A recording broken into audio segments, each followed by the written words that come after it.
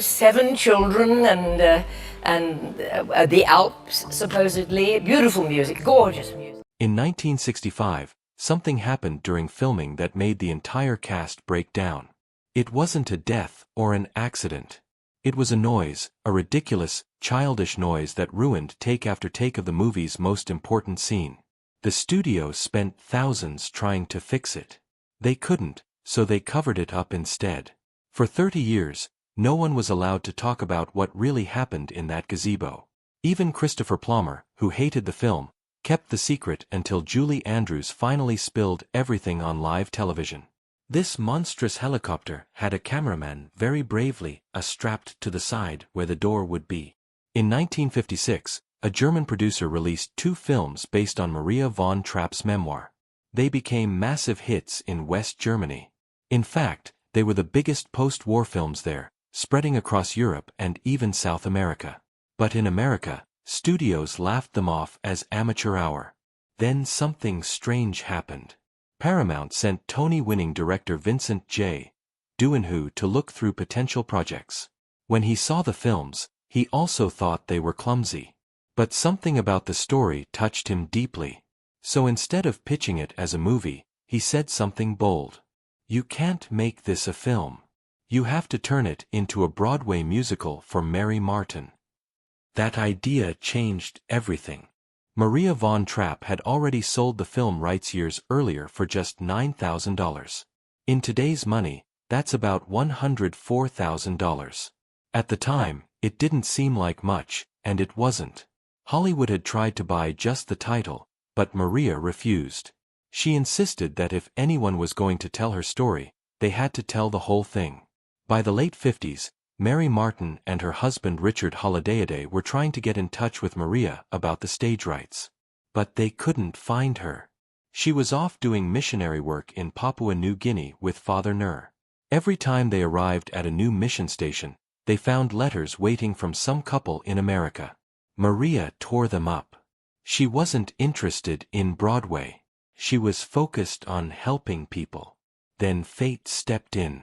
When Maria and Nur returned to the U.S. by ship, they arrived in San Francisco. Richard Holiday was waiting. He handed them tickets to see Mary Martin in Annie Get Your Gun. After the show, Maria was impressed, but she had to break the bad news. She'd already sold the rights to the Germans. Still, she told them, "You're welcome to give it your best shot." That shot would soon become legendary. Originally, the plan was to use real Austrian folk songs in the musical, with just a few new songs added by Richard Rodgers and Oscar Hammerstein, but when asked to write just one song, they pushed back. Their Broadway style wouldn't blend with old European tunes. They gave the producers an ultimatum. "Let us write the entire score or we're out." The producers agreed to wait while they finished Flower Drum Song. That wait paid off. The show opened on Broadway on November 16, 1959, starring Mary Martin and Theodore Beckel. It cost $400,000 to produce, but advanced ticket sales were jaw-dropping $232 million. The musical ran for 1,443 performances. Mary Martin only missed one show during her entire run. Just months later, in June 1960, the film rights sparked a bidding war. 20th Century Fox won, paying $1.25 million. That's over $13 million today. At the time, the studio was financially bleeding from the Cleopatra disaster. This was a huge risk, but the deal had a strange clause. If the film made more than $12.5 million, the writers would get 10% of the profits. Howard Lindsay thought it was a joke. What picture ever made more than that? He was about to find out. Casting Maria von Trapp in the film version brought its own drama. Julie Andrews was heartbroken after being snubbed for the role of Eliza in My Fair Lady. They picked Audrey Hepburn instead. Hollywood saw Andrews as too plain for the screen. But director Robert Wise saw something in her. He watched unfinished footage of Mary Poppins at Disney and turned to the screenwriter. "Let's sign her before someone else does." Andrews signed on for $225,000. About $2.28 million today. No royalties, no box office percentage, just a flat fee. Meanwhile, Mary Martin earned over $8 million from the stage version. Fox would later regret not giving Andrews a piece of the profits. Her win for Mary Poppins was sweet revenge. During her Oscar speech, she thanked the man who rejected her, Mr. Jack Warner. Captain Von Trapp wasn't easy to cast either. Christopher Plummer said no several times. He thought the role was bland and lifeless. He even wrote a letter to the screenwriter demanding changes, more passion, better dialogue, and a personal song that revealed his feelings for Maria. Director Wise tried other stars, Sean Connery, Richard Burton, Bing Crosby. Nothing felt right. Finally, Wise flew to London, convinced Plummer to join on the condition that he could reshape the character. Even then, Plummer hated the project. He called it the sound of mucus. He drank through much of the shoot. He later admitted he was drunk during the family's final performance scene. Julie Andrews' $225,000 salary now stands as one of Hollywood's biggest miscalculations. The film would go on to earn over $286 million globally, and she didn't see a single dollar beyond that original check. Fox had been desperate. Cleopatra had nearly killed the studio, costing $15 million to make. They had to sell their backlit and real estate. Even the chairman was fired. But the Sound of Music would pull them back from the brink. And yet, their biggest star, Julie Andrews, was the one they underpaid most. Not everyone made the cut. Mia Farrow auditioned 3 times for the role of Lissel. She was 20 years old. The director's notes were blunt. Nice, soft, but lacking energy. He also didn't think she could dance. Ironically, Charmian Carr, who won the role, was 21, older than Farrow, but she had the spark they needed. Farrow's rejection ended her path in musicals, but opened the door to Rosemary's Baby. Other hopefuls included Kurt Russell, Patty Duke, and Terry Garr. But it was Nicholas Hammond at 15 who landed the role of Friedrich. He would later become the first live-action Spider-Man in 1977. The other Von Trapp children were carefully chosen through long auditions, and their bond was real. Even decades later, they reunited often. Plummer and Andrews kept in touch with them for life. It's hard to imagine anything ever beating Gone with the Wind. For 27 years, it sat untouched at the top of the box office through wars, through the golden age of Hollywood, and into the television era. But then came The Sound of Music. In November 1966, just 18 months after its release, it pulled off the unthinkable. It knocked Gone with the Wind off its throne with $286 million in box office earnings. That number wasn't modern-day inflated money, either. It was adjusted to the ticket prices of the time, which made the accomplishment even more massive. People weren't just paying more. They were showing up in droves. Musicals had never looked this powerful before. And it wasn't just about the money. That film sold 283 million tickets across the globe. That's nearly 1 in 12 people alive at the time. People who didn't even speak English were singing along. From Europe to Asia to Africa, audiences fell in love with the same songs, the same story. There was no social media, no global ad campaigns, no streaming, just word of mouth and repeat viewings. That's how it happened. The film became something bigger than entertainment. It became a worldwide event, a cultural explosion. Everyone seemed to know the tunes, even if they didn't understand the words. It was like a shared heartbeat. Then came the Oscars. 5 wins. Best Picture, Best Director, Best Sound, Best Editing, and Best Score.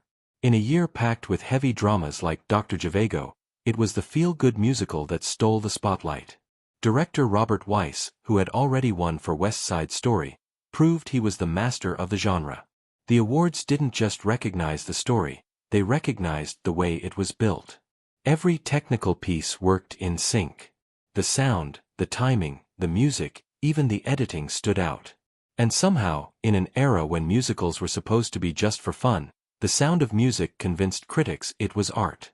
But what people didn't see, what they were never supposed to know, was the chaos behind one of the film's most romantic scenes. In the gazebo, when Maria and the captain finally confessed their love, everything looked perfect. Soft lighting, tender dialogue, a magical kiss. But in reality, the set was filled with noise. Loud, wet, ridiculous noises. It came from the carbon arc lights. These massive machines were used to create the moonlight effect. They were supposed to give the scene that dreamy glowing touch, but instead they made a sound like a raspberry. A long, awkward, flatulent raspberry. Every time Julie Andrews and Christopher Plummer leaned in for a kiss, the lights groaned. And not once or twice. Over and over. The timing couldn't have been worse. Right in the middle of the most emotional lines, the lights would belt out another rude sound. Plummer would say, "Maria, I love you." And then came the raspberry. They tried again and again, 20 times. 20 failed takes. Julie Andrews said they were standing nose to nose trying to hold it together, but every single time the sound would hit and they'd burst into laughter. It became a loop. The more they tried to stay serious, the harder they laughed. The technical crew just stood there watching hours slip by as the actors giggled helplessly like school kids. Eventually, Robert Weiss gave up. He changed everything. He ditched the fancy lighting and told the team to shoot it in silhouette.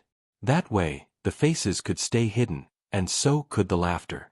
They positioned Andrews and Plummer against the gazebo's glowing windows. The scene became soft, dreamy, and mysterious. And most importantly, the raspberry noises were gone. What started as a disaster ended up becoming one of the most iconic romantic scenes in movie history. No one suspected it was born out of chaos. Of course, the studio didn't want anyone finding out. 20th Century Fox clamped down hard. No one was to mention the raspberries, the failed takes, or the laughter. Everything needed to stay magical. Interviews were scripted. Behind-the-scenes talk was forbidden. For decades, fans believed the scene had gone off without a hitch. The truth didn't come out until much later when Andrews began telling the story on talk shows. It's very hard to be nose-to-nose doing a love scene and having these awful raspberries coming at you from.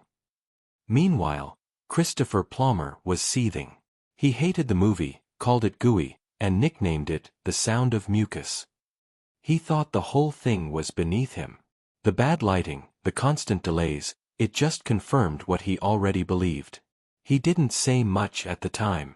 He stayed professional, but inside he was fuming. The romantic scene turned into a joke. And to make things worse, he'd gained weight during filming from eating and drinking too much. Salzburg had become his personal prison of sentimentality. Still, he showed up. He delivered his lines. Even when drunk, which he later admitted he was during some parts of the movie, he may have hated every second, but he never broke character. Years later, he said it was the toughest role he ever played.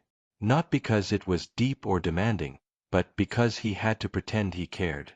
And somehow in pretending, he helped create something people would remember forever.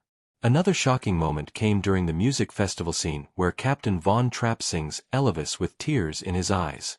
It looks emotional, but in reality, Plummer was completely drunk. He later admitted in a DVD commentary and again in his 2008 memoir that he was dead drunk while filming it. He'd been drinking heavily, calling himself a hampered, arrogant young bastard. And yet, somehow the scene became one of the most touching in the entire film. The audience saw sincerity. What they didn't know was that Plummer could barely stand up straight. His attitude toward the movie never really softened during filming. He called it The Sound of Mucus, sometimes just a synonym. He hated how sentimental it was. In interviews, he mocked it. He once said playing Captain Von Trapp felt like flogging a dead horse and joked that he tried to inject even a tiny bit of humor into the gooey mess. 4 years, he couldn't even say the film's name without rolling his eyes, but decades later, Plummer admitted that the film had seduced him in the end. It took him time, but he eventually felt a strange pride in having been part of it. Then came the dubbing controversy. Most fans have no idea that when Captain Von Trapp sings, it's often not Plummer's voice at all. His entrances and exits were real, but the longer notes were sung by Bill Lee, a professional vocalist who worked with Disney. Plummer was annoyed by the decision, feeling like it stripped away part of his performance. Yet, No one in the audience noticed. Lee blended so perfectly that to this day, most people think they're hearing Plummer sing Edelweiss. It wasn't just the adults who suffered on set. It wasn't just the adults who suffered on set. 5-year-old Kim Carruth, who played Little Gretel, almost drowned during the rowboat scene. Moments before filming, Julie Andrews was told the child couldn't swim. Their plan: Andrews was supposed to grab her quickly after the boat flipped, but when the boat capsized harder than expected, Andrews fell the wrong way. Kim went under twice before another actor dove in to save her. She vomited after swallowing water and developed a fear of swimming that stayed with her for life. Even Andrews wasn't spared. That iconic opening scene where she spins in the meadow, the one everyone remembers, it was hell to film. A helicopter flew just above her with a cameraman strapped to the side. Every time it passed, the wind slammed Andrews into the ground over and over again. She got knocked down 6 or 7 times, eating dirt and grass each time. She kept trying to smile and sing while secretly bracing herself for the next hit. It looked magical, but it felt like an attack. Hair disasters added to the madness. Daniel Trujillo, the actor who played Ralph, had his hair bleached so aggressively that it never grew back the same. He was only 20, but the damage was permanent. His hair thinned out and never returned to normal. Fans would meet him years later and ask why his hair was dark. He'd have to explain that his blonde Nazi-era look came at a very real cost. Julie Andrews also had a hair nightmare. Producers thought the back of her head looked too dark on camera. They sent her for highlights. Something went wrong and she ended up with bright orange hair. The team panicked. They chopped her hair even shorter and dyed it blonde to cover up the disaster. Andrews later joked that the platinum blonde look helped her feel more Austrian, but at the time it was a mess. Everyone was horrified. The weather didn't help either. According to Nicholas Hammond, who played Friedrich, it was the worst spring Salzburg had seen in 50 years. Rain fell almost every day. Crew members used massive arc lights to fake the sunshine in those cheerful scenes. It was so bad that children's growth spurts started to create continuity problems. One actor lost all her baby teeth during the long shoot and had to wear fake ones. Hammond himself shot up from 5 feet 3 inches to nearly 6 feet. He had to go barefoot in some scenes to match the height of his co-stars. What was supposed to be a sunny musical became a cold, muddy marathon. At first glance, The Sound of Music seems like a heartwarming classic. But beneath the singing children and sweeping hills lies one of Hollywood's most misleading stories. Critics have slammed the film for turning Nazis into nothing more than cartoon villains. It barely touches the real horror of what was happening at the time. Jewish people were being erased from cultural life. Famous conductors like Otto Klemper and Bruno Walter had to flee. Music by Jewish composers was banned. The Nazis even created a segregated Jewish cultural group, the Jüdisch Kulturbund, which had 180,000 members in just 5 years. Yet, the film avoids all this. It romanticizes Austria while skipping the genocide that was already well underway. And then there's the dramatic mountain escape scene. In the film, the Von Trapps hike across the Alps to reach freedom in Switzerland. It's tense, it's heroic, and it never happened. In real life, the family took a train. They walked calmly to the station, boarded, and left for Italy. From there, they went to Switzerland, then France, then London. No mountaintop chases, no secret paths. In fact, Salzburg is over 200 m from the Swiss border. And the mountains shown in the movie, they were actually right near Hitler's personal retreat, the Eagle's Nest. The Von Trapps had Italian passports because Georg was born in Dalmatia, which Italy had annexed, so they left Austria legally. The film's version is pure fiction, built to create fake danger and fake glory. The love story between Maria and Captain Von Trapp is just as misleading. In real life, Maria married him for the kids. She said it herself. I liked him but didn't love him. She agreed to marry him only because he asked her to stay and be a mother to the children. They married in 1927, not on the eve of the Nazi invasion like the film shows. Maria was 22, Georg was 47. That's a 25-year age gap. She admitted she grew to love him later, but their marriage started as a practical decision. The film turned it into a fairy tale, feeding audiences a lie about love and pretending their union was all passion and romance. Even the children's story was rewritten. The real Von Trapps had 10 kids. The movie shows only 7. Georg's first wife, Agata Whitehead, gave birth to 7 children: Rupert, Agata, Maria, Franziska, Vera, Hedvig, Johanna, and Martina. After marrying Maria, Georg had 3 more: Rosari, Ilaner, and Johannes.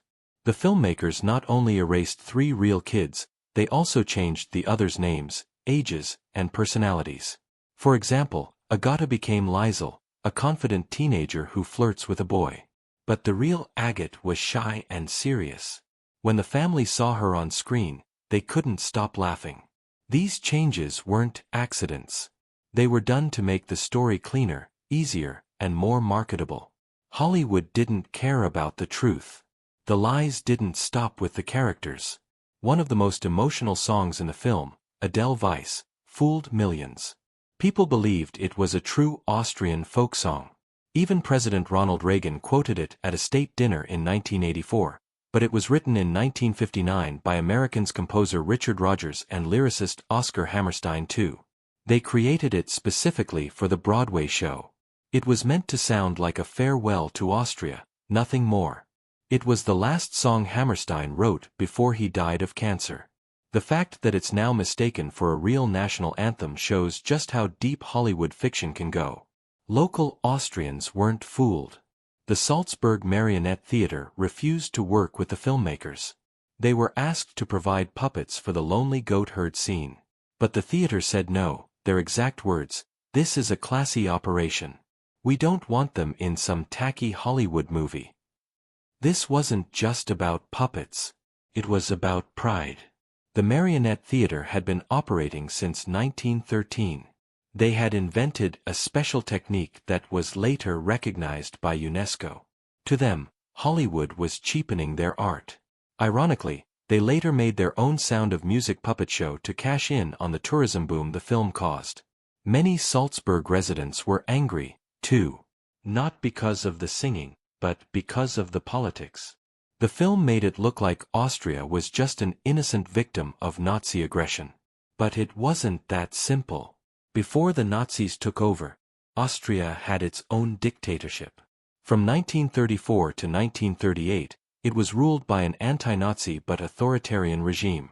That government jailed Austrian Nazis, yes, but it also crushed democracy. The movie ignored all of this. It turned complex politics into a black and white tale of good versus evil. Locals felt insulted. Actor Nicholas Hammond, who played Friedrich, later said, "The town didn't want us there. They gave no help to the production. Their history had been flattened into a fairy tale." Even Maria herself got erased, not from the plot, but from the process. The film was based on her 1949 memoir, The Story of the Trapp Family Singers. But Maria had sold the rights to German producers in the 50s, not realizing she was giving up all control. The German films did well, but when Hollywood bought the rights, she was left out. She made no money from the American version, and they didn't ask for her input. Not seriously. She wasn't even invited to the 1965 film premiere. When she asked about attending, they told her there were no seats left. Imagine being locked out of your own story. A story that would go on to earn hundreds of millions and shape how the world saw your life. Julie Andrews looked perfect on screen. But behind the scenes, she was anything but easygoing. During The Sound of Music, she became known for something no one expected: being a perfectionist. And not just in the way most actors want to get a line right. Julie was obsessed with making sure the film didn't turn into a sugar-coated fairy tale. She was deeply worried that the mix of beautiful mountains, 7 cute kids, and catchy music could easily become too sweet, too fake, too much. She asked the director and co-star Christopher Plummer over and over, "How do we make this real? How do we cut the syrup?" Even though she had just come off the success of Mary Poppins in 1964, Julie didn't act like a newcomer. She had opinions, strong ones. She wanted the relationship between Maria and Captain Von Trapp to feel grounded, not just charming. She didn't want the audience to roll their eyes. Her attention to detail affected how scenes were written, how they were filmed, and even how she delivered her lines. It wasn't about ego, it was about control. And her instincts would later prove to be right. But while Julie was fighting sugar, the studio was fighting something much scarier: money. The budget was supposed to be $8.2 million. That was already high, but soon it started slipping and then it started crashing. Why? Salzburg. The city was beautiful, but no one told the studio that it rained there constantly. In fact, 1964 was one of the wettest years on record. Director Robert Weiss thought it would take 6 weeks to shoot on location. It ended up taking 11. That meant more hotel rooms, more food, more wages, more everything. The crew, over 250 people, sat around for days doing nothing, just waiting for the clouds to clear. Camera gear got soaked. People were freezing and the costs piled up. Fox had already taken a beating with the movie Cleopatra, which almost ruined them. Now executives started panicking. Whispers ran through the studio. What if this cheerful family movie ended up sinking the company for